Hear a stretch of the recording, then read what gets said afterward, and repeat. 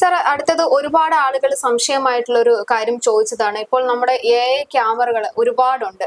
അപ്പം അതില് ഫൈൻ ഒരുപാട് വാഹനങ്ങൾക്ക് ഫൈൻ വരുന്നുണ്ട്. അപ്പോൾ ഈ ഫൈനുകൾ, ഇത്തരത്തിലുള്ള AI ക്യാമറകളിലൂടെയുള്ള ഫൈനുകൾ എങ്ങനെയാണ് ആളുകൾ അടയ്ക്കുക? അങ്ങനെ ഒരു സംശയം ഒരുപാട് ആളുകൾ ചോദിക്കുന്നുണ്ട്. AI ക്യാമറ നമ്മുടെ എല്ലാ ജില്ലകളിലും പ്രധാനപ്പെട്ട അപകട സാധ്യത കൂടിയ അല്ലെങ്കിൽ ഒഫൻസ് കൂടിയ റോഡുകളിൽ അതിൻ്റെ സ്റ്റഡിയൊക്കെ നടത്തിയിട്ടാണ് അത് സ്ഥാപിച്ചിരിക്കുന്നത്. അപ്പോൾ അതിൽ നമുക്ക് AI ക്യാമറയിൽ നമ്മൾ ഒഫൻസ് ഡിറ്റക്ട് ചെയ്ത് കഴിഞ്ഞാൽ അവരുടെ രജിസ്റ്റേർഡ് മൊബൈൽ നമ്പറിൽ ഒരു മെസ്സേജ് വരും. അങ്ങനെയാണ് പബ്ലിക്കിന് അറിയാൻ പറ്റുന്നത്. അല്ലെന്നുണ്ടെങ്കിൽ അവർക്ക് സൈറ്റിൽ കയറി പരിശോധിക്കാം. പലപ്പോഴും ഈ ചില സമയത്ത് കറക്റ്റായിട്ട് മെസ്സേജ് വരാതെ പോകുന്ന സംവിധാനങ്ങൾ, അങ്ങനെയുള്ള പ്രശ്നങ്ങളൊക്കെ ഇടയ്ക്ക് ഉണ്ടായിട്ടുണ്ട്. അതുപോലെ തന്നെ ചെല്ലാൻ അയക്കുന്നതിന് കുറച്ച് കാലതാമസമൊക്കെ ഡിപ്പാർട്ട്മെന്റ് ഭാഗത്തു നിന്നൊക്കെ ഉണ്ടായിരുന്നു.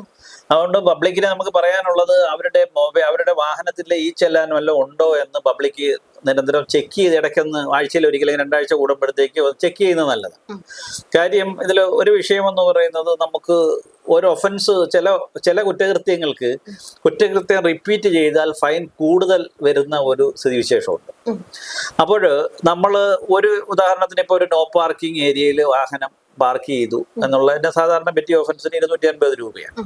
എന്നാൽ ഒരു ഒഫൻസ് നിലനിൽക്കെ അതേ വാഹനത്തിന് രണ്ടാമത് വീണ്ടും ഒരു കുറ്റകൃത്യത്തിൽ സെയിം കുറ്റകൃത്യത്തിൽ വന്നാൽ ഈ രണ്ടാമത് വരുന്ന പിഴ ഇരട്ടിയാണ്, 500 രൂപയാവും.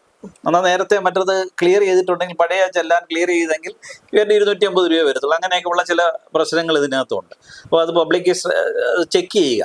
പിന്നെ പബ്ലിക്കിന് ഇത് ഡയറക്റ്റായിട്ട് അടയ്ക്കാൻ പറ്റുന്ന സംവിധാനമാണ് നിലവിലുള്ളത്. ഈ ചെല്ലാൻ്റെ ഡീറ്റെയിൽസ്, ഈ ചെല്ലാൻ സൈറ്റിൽ, അതിനകത്ത് പരിവാഹൻ സൈറ്റിൽ കയറിയിട്ട് ഈ ചെല്ലാൻ്റെ ഡീറ്റെയിൽസ് നമുക്ക് അറിയാൻ പറ്റും.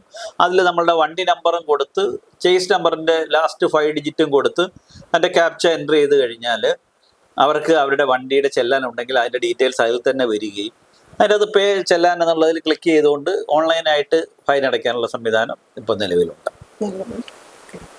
പിന്നെ ഒരു വിവരം കൊണ്ടുണ്ട്, നമുക്ക് നമ്മളുടെ RTO ഓഫീസിൽ, എൻഫോഴ്സ്മെന്റ് RTO ഓഫീസിൽ രാവിലെ 10 മണി മുതൽ ഉച്ചയ്ക്ക് 1:15 മണി വരെ ഈ ക്യാഷായിട്ട് പേ ചെയ്യാനുള്ള സംവിധാനം. പബ്ലിക് പലപ്പോഴും നമ്മുടെ പല അക്ഷയ കേന്ദ്രങ്ങളിലൊക്കെ പോയി കഴിഞ്ഞാൽ ഈ ഫൈൻ അടയ്ക്കുന്നതിന് കൂടാതെ അവർക്ക് അക്ഷയ കേന്ദ്രത്തിൻ്റെതായ ഫീസ് കൂടെ അവർ ചിലപ്പോൾ അതിൻ്റെ അകത്ത് അവരെ ഈടാക്കും. അപ്പോൾ അത് ഒഴിവാക്കിക്കൊണ്ട് നമ്മുടെ മോട്ടോർ വാഹന വകുപ്പിലെ എൻഫോഴ്സ്മെന്റ് ഓഫീസുകളിൽ, എല്ലാ എൻഫോഴ്സ്മെന്റ് ഓഫീസുകളിലും ക്യാഷായിട്ട് പൈസ സ്വീകരിക്കുന്നുണ്ട്. ഉച്ചയ്ക്ക് ശേഷമാണെന്നുണ്ടെങ്കിൽ 5 മണി വരെ ഇപ്പം നമ്മുടെ ഓൺലൈൻ സംവിധാനം, UPI പേയ്മെൻറ്റുകളൊക്കെ ഗൂഗിൾ പേ വഴിയൊക്കെ പൈസ അടയ്ക്കാനുള്ള സംവിധാനം ഉച്ചയ്ക്ക് ശേഷവും ഉണ്ട്.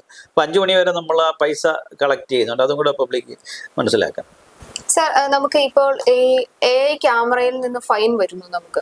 അപ്പോൾ ഈ പല ആക്ഷേപങ്ങൾക്ക് കാരണമാകുന്നുണ്ട്. കാരണം ഉദാഹരണം പറഞ്ഞു കഴിഞ്ഞാൽ, ഇപ്പൊ ഓട്ടോറിക്ഷ ഓടിച്ചുകൊണ്ട് പോയ ഒരാള് ഹെൽമെറ്റ് ഇല്ല എന്ന പേരിൽ പെറ്റി വന്നു. അങ്ങനെയൊക്കെ നമ്മൾ ഒരുപാട് തമാശ രൂപേണ പോലും നമ്മൾ സമൂഹ മാധ്യമങ്ങൾ കൂടി ഒരുപാട് കണ്ടതാണ്. കാറിന്റെ മുൻസീറ്റിലിരുന്നു ഒരു പ്രേതമാണ്, പ്രേതത്തിന്റെ ഒപ്പമുള്ള ഒരു ഫോട്ടോയാണ് RTO ഓഫീസിൽ നിന്ന് വന്നത്. അങ്ങനെയൊക്കെ പറഞ്ഞൊരു ആക്ഷേപമുണ്ട്. അതിനോട് എങ്ങനെയാണ് അങ്ങ് പ്രതികരിക്കുന്നത്? തീർച്ചയായിട്ടും ഇത് വളരെ ആക്ഷേപങ്ങൾ ഇടയ്ക്കിടയ്ക്ക് നമ്മുടെ സോഷ്യൽ മീഡിയയിലൊക്കെ വരുന്ന ഒരു കാര്യം തന്നെയാണ് ഈ പറഞ്ഞത്. നമുക്ക് ഓട്ടോമാറ്റിക്കായിട്ട് നമ്പർ പ്ലേറ്റ് ഡിറ്റക്ട് ചെയ്യുന്ന ഒരു സംവിധാനമാണ് ഇതിനകത്തുള്ളത്.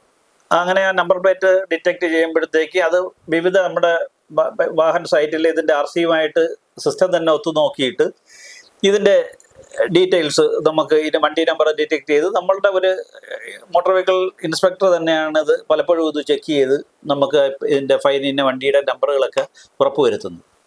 പലപ്പോഴും ഇതിനകത്ത് നമുക്ക് ആ നമ്പർ പ്രോപ്പറായിട്ട് ഡിറ്റക്ട് ചെയ്യാത്ത പ്രശ്നങ്ങൾ വരും. ചില സമയത്ത് വരും. ചിലപ്പോൾ ഒരു നമ്പർ ഡിജിറ്റ് മാറിക്കഴിഞ്ഞാൽ മോട്ടോർ സൈക്കിൾ ചിലപ്പോൾ ഓട്ടോറിക്ഷയാകും. സ്വാഭാവികമായിട്ടും ആ നമ്പർ ഡിറ്റക്ഷനിൽ വരുന്ന പ്രശ്നമാണ് ഉള്ളത്. അപ്പം അതുകൊണ്ട് പബ്ലിക് അതിനകത്ത് വറീഡ് ആവേണ്ട യാതൊരു കാര്യമില്ല. അവർക്ക് എന്തെങ്കിലും ഇത്തരത്തിലുള്ള ഒരു പേപ്പർ ഇങ്ങനെ നമ്പർ മാറി കിട്ടിയാലും നമ്മുടെ ഓഫീസിൽ കൊണ്ടുവന്ന് അത് കറക്റ്റ് ചെയ്ത്, അവരുടെ വാഹനം അല്ലെന്നുണ്ടെങ്കിലോ അല്ലെങ്കിൽ നമ്പർ തെറ്റിപ്പോയെങ്കിലോ ശരിയായ വണ്ടിക്ക് പിന്നീട് നമ്മൾ ചെല്ലാൻ കറക്റ്റ് ചെയ്ത് അയക്കുകയാണ് ചെയ്യുന്നത്. ഇത്രയും ലക്ഷക്കണക്കിന് ഓഫൻസ് വരുമ്പോഴത്തേക്ക് വളരെ റെയറായിട്ട് ചിലപ്പോൾ അങ്ങനെ സംഭവിക്കാനുള്ള സാധ്യതയുണ്ട്.